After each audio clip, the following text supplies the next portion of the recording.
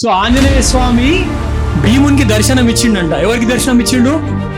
భీమునికి మహాభారతంలో నార్మల్ దర్శనం ఇచ్చిండంట. కానీ భీముడు ఆగలేడు.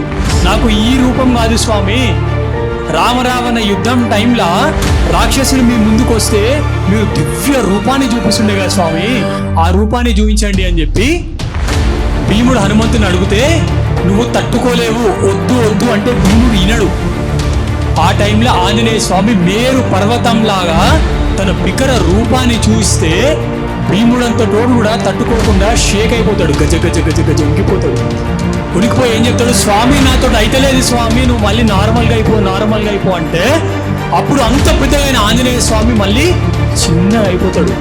అప్పుడు ఆంజనేయ స్వామి ఏమంటాడు భీముతోటి అని అంటే, మీరందరూ కూడా ధర్మం కోసమే పోరాడుతున్నారు కదా, నన్ను హస్తినాపురానికి రమ్మంటావా?